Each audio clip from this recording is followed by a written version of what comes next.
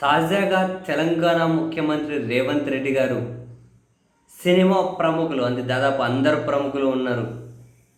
వాళ్ళందరినీ తన ఇంట్లో కాదు, బయట గార్డెన్లో కూర్చోబెట్టి సింహాసనం మీద తను కాలు మీద కాలు వేసుకొని దర్జాగా కూర్చొని ఉంటే మిగిలిన సినిమా ప్రముఖులందరూ కూడా స్కూల్ విద్యార్థులుగా ఒక అటెన్షన్లో కూర్చొని ఉన్నటువంటి ఫోటో ఏదైతే ఉందో, ఈ ఫోటో సోషల్ మీడియాలో బాగా చక్కర్లు కొడుతూ ఉంది అనే కంటే కూడా ముఖ్యంగా వైఎస్ఆర్ కాంగ్రెస్ పార్టీకి సంబంధించిన సోషల్ మీడియా వాళ్ళు దీన్ని ఫుల్ సర్క్యులేట్ చేసి ఒక ప్రశ్నను రైజ్ చేస్తూ ఉన్నారు. వైఎస్ జగన్మోహన్ రెడ్డి గారు ఇంటికి పిలిచి భోజనం పెట్టి మంచిగా కూర్చోబెట్టుకొని నవ్వుతూ మాట్లాడి కారు వరకు వచ్చి కూడా తానే ఎక్కించిపోతే అహం ప్రదర్శించారు. కొందరు గాలికి గట్టిగా ఊగుతూ చిరంజీవి గారిని అవమానించారు అని చెప్పి గొక్కబెట్టారు. పిచ్చి పిచ్చి కూతలన్నీ కూశారు.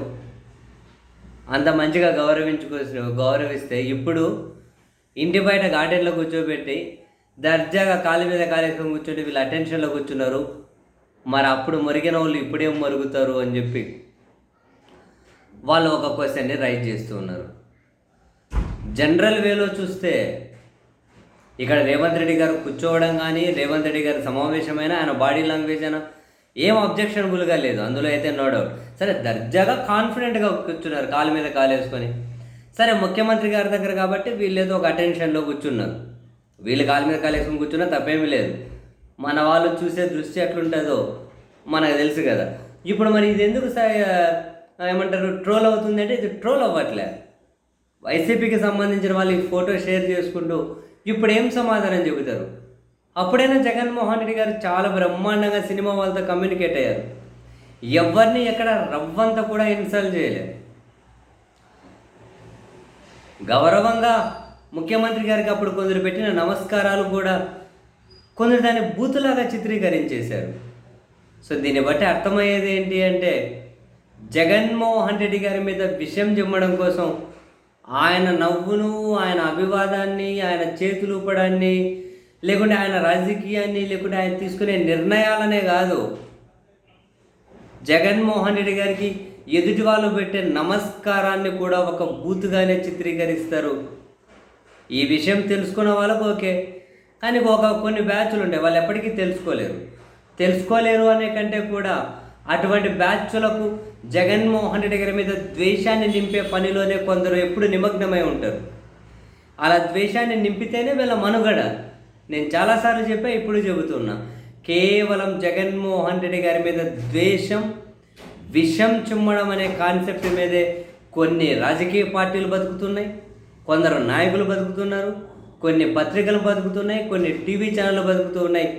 జగన్ మీద విషయాన్ని చిమ్మడం అనే కాన్సెప్ట్ లేకపోతే వీళ్ళందరికీ బతుకు తెరువు లేక పాపం రోడ్డున పడతారు. ఒక రకంగా వీళ్ళకు ఉపాధి కల్పిస్తూ ఉన్నారు. జగన్మోహన్ రెడ్డి గారు ఉపాధి కల్పిస్తూ ఉన్నారు. మరి ఇప్పుడు మొన్న అట్లా అన్న వాళ్ళు జగన్ ఏమాత్రము తాను రవ్వంత కూడా బాడీ లాంగ్వేజ్ అయినా మరొకటైనా రవ్వంత కూడా వాళ్ళను ఇన్సల్ట్గా చేయకుండా జగన్ ప్రవర్తించితే దాన్ని కూడా మురిగిన వాళ్ళు మరి ఇప్పుడు రేవంత్ రెడ్డి గారి మీద మరుగుతారా? ఆయన మక్కలు ఎరగదంతారని భయం, ఎందుకంటే హైదరాబాద్లోనే ఉన్నాం, ఎందుకురా అయ్యా పోనీ అని చెప్పి ఆయన మీద మొరగమానండి. చూద్దాం, రేవంత్ రెడ్డి గారి మీద మొరగమానండి. జగన్ అయితే ఏం మురిగినా కూడా పాపం నవ్వుతూ ఊరుకుంటారు, ఏం చేయరు, సైలెంట్గానే ఉంటారు. అందుకని చెప్పి ఆయన మీద ఏమైనా మొరగచ్చు అని ఆధైర్యంతోనే కదా అప్పుడు అంత మురిగిందైనా, ఆధైర్యంతోనే కదా అప్పుడు కార్ల మీద కూర్చొని సినిమా షూటింగ్లు చేసినట్లు పోయినా, ఆధైర్యంతోనే కదా పార్టీ ఆఫీసులలో కూర్చొని బోసడీకే నా కొడుక అని చెప్పి తిట్టగలిగారు. ఆధైర్యంతోనే కదా టీవీ స్టూడియోలో కూర్చొని తల ఎగరేసి నరుకుతాం నా కొడుక అన్నారు. ఏమైనా ఆధైర్యంతోనే కదా జగన్ ముఖ్యమంత్రిగా ఉన్నప్పుడు చివరికి వాళ్ళ భార్య గారిని కూడా చాలా అత్యంత నీచంగా డిజైన్ చేసుకుంటూ సినిమాలు తీయగలిగారు. ఆధైర్యమే కదా. ఇది రేవంత్ రెడ్డి గారి మీద అనేవి చూడమనండి, చూద్దాం. అనలేరు. కాలు మీద కాలు వేసుకొని కూర్చోవడం కాదు, ఆ కాలం సినిమా వాళ్ళని మనం అనకూడదు లేండి.